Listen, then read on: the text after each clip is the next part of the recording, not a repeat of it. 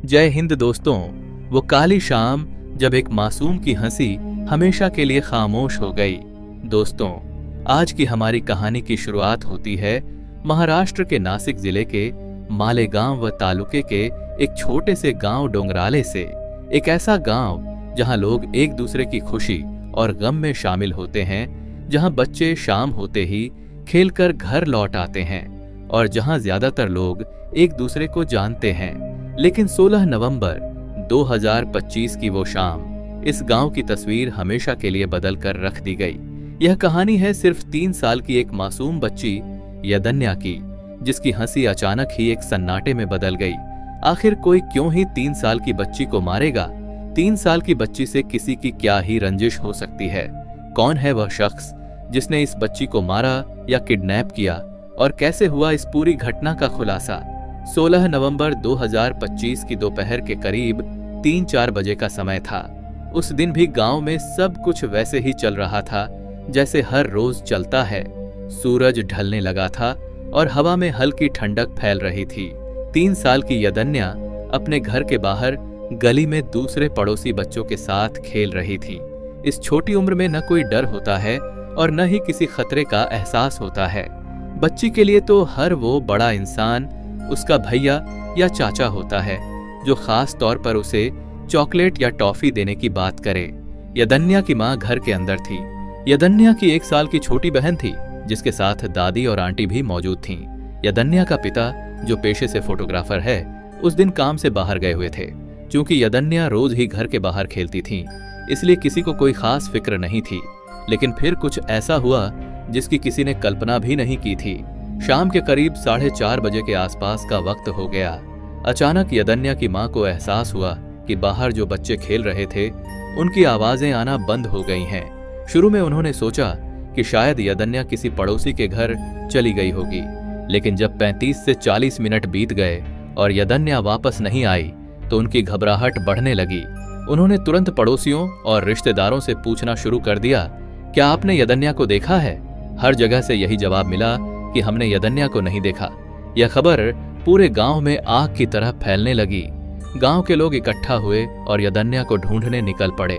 गांव की गलियों से लेकर खेतों तक, झाड़ियों से लेकर आसपास के रास्तों तक, हर जगह को टॉर्च की रोशनी से छाना गया। लोगों ने बार बार उसका नाम पुकारा, इस उम्मीद में कि शायद कहीं से उसकी आवाज आ जाए। लेकिन 2 घंटे तक की गई इस खोज में उन्हें सिर्फ सन्नाटा ही मिला। बच्ची कहीं भी नहीं मिली। गांव में अफरा तफरी मच गई। हर किसी के चेहरे पर चिंता साफ दिखाई दे रही थी। लोग इधर उधर भागते हुए पूछ रहे थे, बालगी कुठे गेली, यानी कि बच्ची कहाँ चली गई? औरतें, बुजुर्ग, युवक, हर कोई परेशान और हैरान था। इतने छोटे से गांव में जहां हर इंसान एक दूसरे को अच्छी तरीके से जानता है, वहां पर 3 साल की बच्ची का अचानक से गायब हो जाना किसी बड़े सदमे से कम नहीं था। आखिरकार जब सभी कोशिशें नाकाम हो गईं, तो परिवार ने मजबूर होकर शाम 7 बजे पुलिस को फोन किया और उसकी गुमशुदगी की रिपोर्ट दर्ज करा दी। गुमशुदगी की रिपोर्ट मिलते ही पुलिस भी तुरंत हरकत में आ गई और अपनी खोज शुरू कर दी। पुलिस की कई टीमें बनाई गईं। एक टीम तलाश अभियान में निकल गई और दूसरी टीम गांव वालों से पूरे गांव में पूछताछ करने लगी ताकि कोई सुराग हाथ लग सके। शाम के करीब 7:30 बजे के आसपास का वक्त हो गया। खोज अभी भी जारी थी। इसी दौरान गांव के कुछ लोग बच्ची को खोजते खोजते गांव की सीमा पर बने एक मोबाइल टावर की ओर पहुंचे। यह जगह थोड़ी सुनसान थी और चारों तरफ झाड़ियां ही झाड़ियां थीं। उसी जगह झाड़ियों के बीच उन्हें कुछ ऐसा दिखा जिसने सबको अंदर तक हिलाकर रख दिया। वहां यदन्या का शरीर पड़ा था। जैसे ही यह खबर पूरे गांव में फैली, माहौल पूरी तरह शोक और डर में बदल गया। यदन्या की हालत देखकर समझ आ रहा था कि उसके साथ कुछ बहुत गलत हुआ है।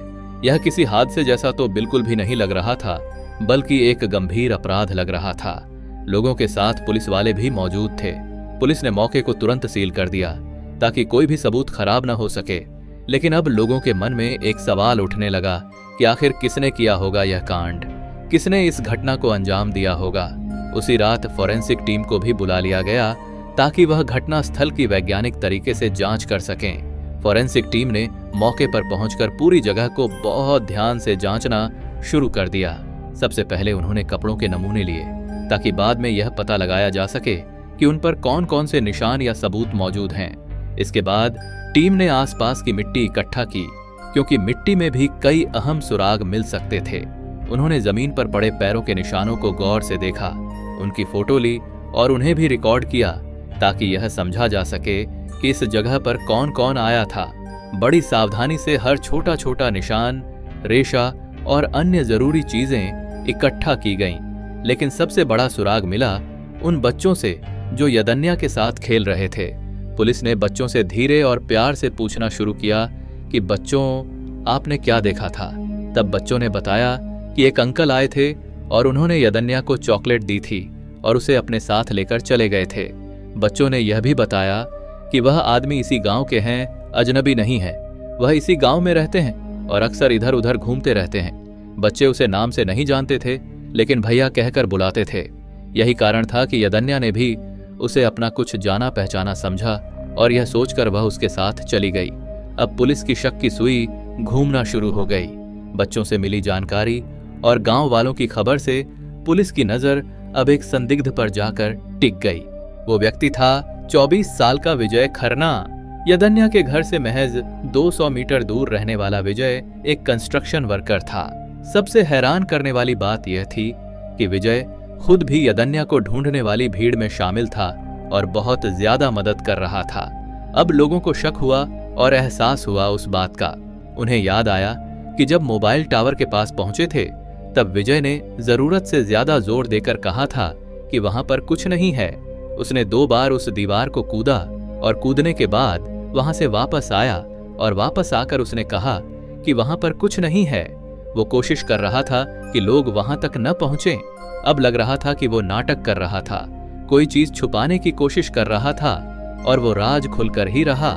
रात के करीब 8:30 बजे के आसपास का वक्त हो गया। पुलिस ने विजय खन्ना को गिरफ्तार कर लिया और मालेगांव के तालुका पुलिस स्टेशन उसे ले गए। थाने में कड़ी पूछताछ की गई। तब विजय धीरे धीरे टूटने लगा। आखिरकार उसने इस घिनौने अपराध की पूरी कहानी बयान करना शुरू कर दी। पूछताछ में उसने यह बताया कि 1 महीना पहले उसी छोटी सी बात को उसने दिल में रखते हुए बदला लेने का सोच लिया था। उसने पुलिस को बताया कि उसने यदन्या को चॉकलेट देने का लालच देकर अपने साथ चलने को तैयार कर लिया। वह उसे अपने साथ घर ले गया था। वहां उसने उस मासूम बच्ची के साथ बेहद घिनौनी हरकत की। इसके बाद उसे डर सताने लगा कि यदन्या कहीं किसी को बता न दे। मेरी पोल खुल जाएगी तो मैं पकड़ा जाऊंगा और मेरी बदनामी भी हो जाएगी। तो उसने एक भारी पत्थर उठाया और उसके चेहरे पर वार कर दिया। यदन्या की वहीं पर मार देना हो गई। फिर उसने क्या किया, उसके शरीर को उठाया और अपने घर के पास बने उसी सुनसान टावर के पास छिपा दिया और चेहरे को पत्थर से कुचल दिया और उसके ऊपर पत्थर रख दिया ताकि पहचान न हो सके।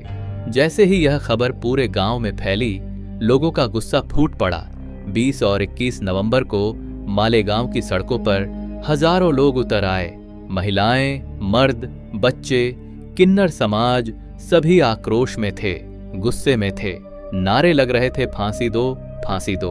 अब नहीं बचाएंगे बेटी, अब नहीं पढ़ाएंगे बेटी, अब नहीं बचाएंगे बेटी, अब नहीं पढ़ाएंगे बेटी।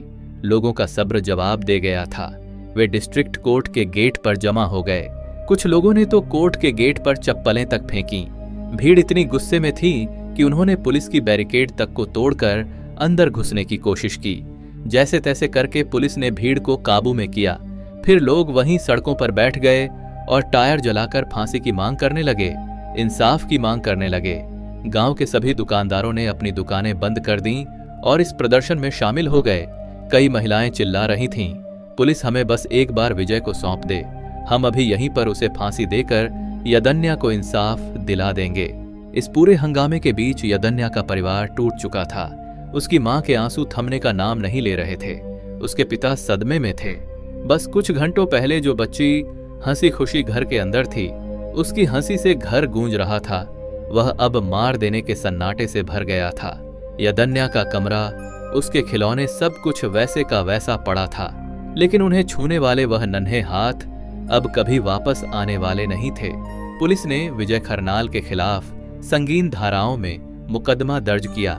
आईपीसी की धारा 302 कांड, 376 दुष्कर्म, कोर्ट में पेशी के दिन हालात और भी ज्यादा नाजुक हो गए, तनावपूर्ण हो गए।